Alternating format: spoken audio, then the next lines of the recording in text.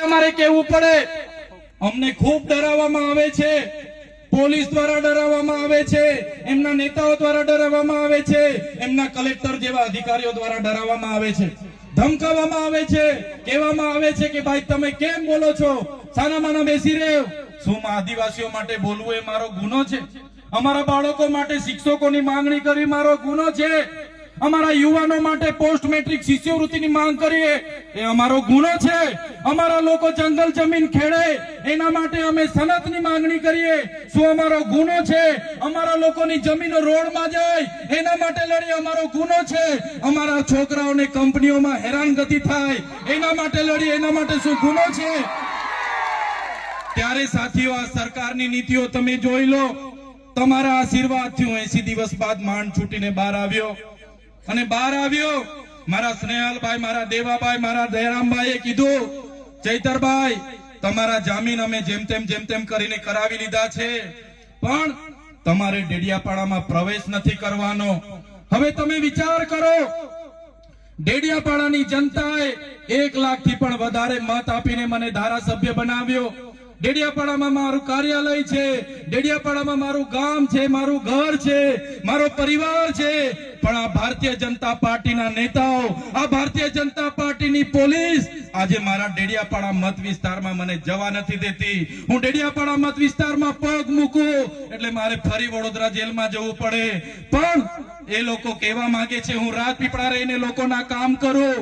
ત્યારે અમારા સાંસદ મને ધમકી આપે કે આ ભાઈને આદિવાસી વિસ્તારમાંથી કાઢી મૂકો, આ ભાઈને ગુજરાતની બહાર તડી પાર કરો. ત્યારે અહીંના ધારાસભ્ય, અમારા સાંસદ, એમના હરસંઘવી, એમના ભૂપેન્દ્ર પટેલને, એમની પોલીસને, એમના નેતાઓને આ મંચ પરથી કહેવા માંગુ છું, તમે ચૈતર વસાવાને ડેડિયાપાડાથી કાઢી મૂકશો, તમે ચૈતર વસાવાને નર્મદા જિલ્લામાંથી કાઢી મૂકશો, તમે ચૈતર વસાવાને ગુજરાતમાં કાઢી મૂકશો, પણ ચૈતર વસાવા અમારા લોકોના દિલોમાં રહી છે, ત્યાંથી ક્યારે નથી કાઢી શકતા. ત્યારે સાથીઓ અમે લડીએ છીએ. અમે કોઈના બાપથી ડરતા નથી, અમે હરસંઘવીની પોલીસથી ડરતા નથી. અને કહેવા માંગીએ છીએ અમારો પણ સમય આવશે, અને જે દિવસે અમારી જનતાનો સમય આવશે એ દિવસે આ ભાજપ વાળાના અમે છોતરા કાઢી નાખવાના છે.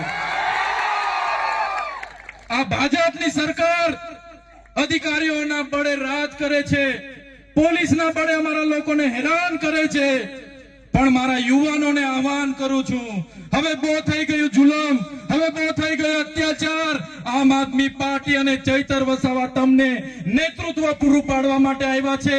તૈયાર થઈ જાઓ, તાલુકા પંચાયત લડો, જિલ્લા પંચાયત લડો, આવનારી વિધાનસભા લડો, અને વિધાનસભામાં પહોંચીને બાબા સાહેબના સંવિધાનની વાત કરો અને આદિવાસીઓના અધિકારની વાત કરો. અને આવનારા દિવસોમાં જે પણ સામંતશાહી, નારંગી ગેંગ અને આરએસએસ ના લોકો આપણા લોકોનો જે વોટ તરીકે, મતદાન તરીકે ઉપયોગ કરે છે, એ લોકોને અહીંથી સત્તામાંથી મૂળિયા ઉખેડીને આપણે બધા ફેંકી દેવા પડે.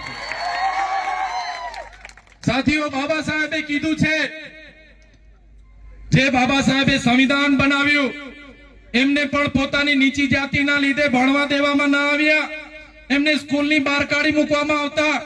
એ પોતાની માતાને પૂછતા, માં મને કેમ ભણવા દેવામાં નથી આવતા, શિક્ષણનો અધિકાર મારો પણ છે.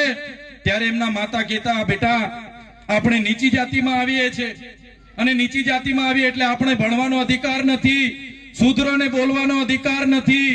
ત્યારે બાબા સાહેબે નિશ્ચય કર્યો, 32 જેટલી ડિગ્રીઓ દેશ અને વિદેશમાં ભણીને લાવ્યા, 4 PhD ની ડિગ્રીઓ લાવ્યા. અને બાબા સાહેબે ત્યારે જે નિશ્ચય કર્યો હતો, જે પુસ્તક, જે મનુસ્મૃતિ અમારા લોકોને ભણવાનો અધિકાર નથી આપતી, એ મનુસ્મૃતિમાં અમારી મહિલાઓના અધિકારો નથી, આદિવાસીઓને અધિકારો નથી, દલિતોને અધિકારો નથી, એ મનુસ્મૃતિનું રાજ હું બદલી નાખીશ. અને એમણે બદલી નાખ્યું અને દેશમાં સંવિધાનનું રાજ બાબા સાહેબ લાવી દીધું.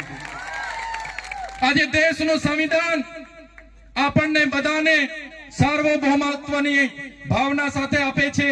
લોકશાહી, પ્રજાસત્તાક, સમાજવાદ આપણું બંધારણ આ દેશને પૂરું પાડ્યું. સાથે સાથે બંધારણની જોગવાઈ એ ચાહે મુસ્લિમ હોય, હિન્દુ હોય, ઈસાઈ હોય કે ખ્રિસ્તી હોય, બધા લોકો માટે સમાન અધિકારો, ન્યાય, સ્વતંત્રતા, બંધુતા, વ્યક્તિત્વનું ગૌરવ, રાષ્ટ્રની ભાવના, રાષ્ટ્રની અખંડતા આપણું બંધારણ આપ્યું. ત્યારે મારા સાથીઓને વિનંતી કરું છું કે આવનારા દિવસોમાં જે પણ ચૂંટણીઓ આવવાની છે, સંવિધાનિક રીતે તમારા અધિકારો છે, બાબા સાહેબ અને જયપાલસિંહ મુંડાએ આપેલા આપણા અધિકારો છે.